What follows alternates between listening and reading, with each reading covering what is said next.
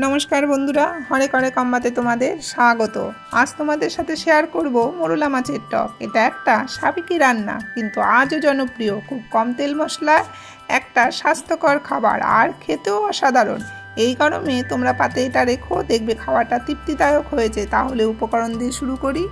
একটা কাঁচা আম, 2 চামচ কালো সর্ষে, 3 চামচ সাদা তিল, 3 চামচ চিনি, ফোড়নের জন্য 2 চামচ হলুদ, একটা শুকনো লঙ্কা, ধুয়ে রাখা 200 গ্রাম মোরলা মাছ, আর নুন। তোমরা মোরলা মাছের টক নানা রকম ভাবে খেয়ে দেখেছো, একবার এই পদ্ধতিতে খেয়ে দেখো, দেখবে বারবার করে খেতে ইচ্ছে করছে। মোরলা মাছগুলোকে একটা বাটিতে ঢেলে ওর মধ্যে 1/2 চামচ নুন আর 1/2 চামচ হলুদ দিয়ে ভালো করে মেখে 5 মিনিটের জন্য রেখে দেওয়া হলো। কড়াইটা গরম হলে ওর মধ্যে সাদা তেল দিয়ে একটা কাঁচা লঙ্কা দিয়ে দিল।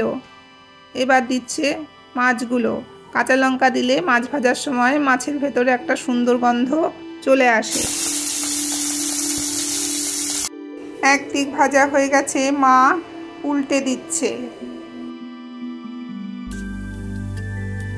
2 পিঠ ভাজা হয়ে গেছে, এবার নামিয়ে নিচ্ছে। মোরলা মাছগুলোকে খুব কড়া করে ভাজবে না, একটু নরম থাকতে নামিয়ে নেবে, তাহলে খেতে ভালো লাগবে।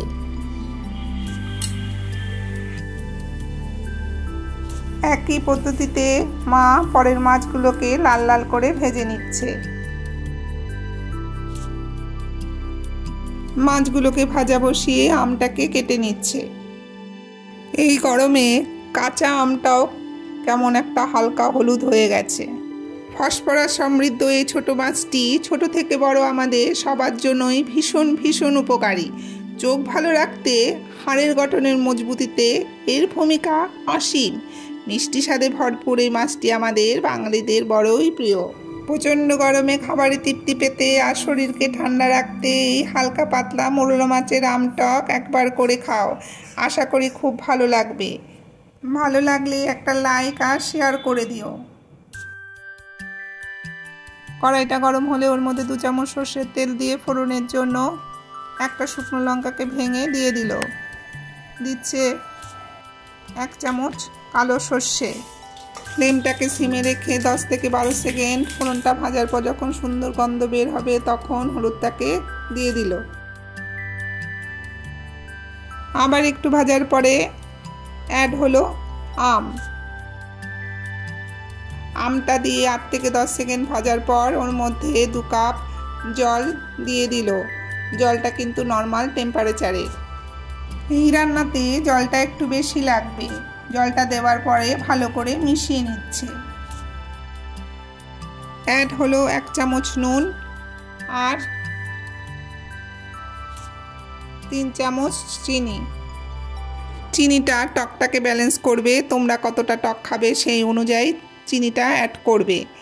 এবার মা ভালো করে নাড়িয়ে ওকে সেদ্ধ হওয়ার জন্য ঢেকে দিল। ওদিকে মাছগুলো হতে থাক, এদিকে একটা পেস্ট রেডি করার জন্য সাদা তিল আর কালো সর্ষে দিয়ে দিল। এগুলো আধা ঘন্টা আগে একটু জলের মধ্যে ভিজিয়ে রাখা হয়েছিল, জল শুদ্ধই মিক্সিতে দেওয়া হয়েছে। Paste ready. আমরা 5 মিনিট পর ফিরে এলাম। দেখো ঝোলটা টকবকে ফুটে উঠেছে আর আমটাও প্রায় সেদ্ধ হয়ে এসেছে। এবার মা মিক্সিতে করা পেস্টটা ঢেলে দিল। মিক্সির মধ্যে যতটুকু পেস্ট লেগে রয়েছে ওর মধ্যে জল দিয়ে গুলে ওটাও কড়াইতে ঢেলে দিল। এবার দিচ্ছে মাছগুলো।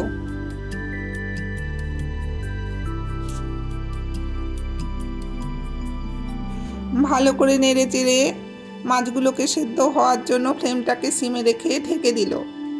5 মিনিট কুক হওয়ার পরে মা ঢাকনাটাকে তুলে নিল। হয়ে গেছে। এবার গ্যাসটাকে অফ করে দিয়ে তাকে স্ট্যান্ডিং টাইম দেওয়ার জন্য ঢেকে দিল। দেখো কথা বলতে বলতে পুরো রেডি হয়ে গেছে। এবার ঢেলে নিচ্ছে। রেসিপিটা কেমন লাগলো কমেন্টে অবশ্যই জানিও। এই রকম সুন্দর সুন্দর নতুন ভিডিও পাওয়ার জন্য সাবস্ক্রাইব করে আমার পাশে থেকো। তোমরা সবাই ভালো থেকো, সুস্থ থেকো। আবার দেখা হবে অন্য এক নতুন ভিডিওতে।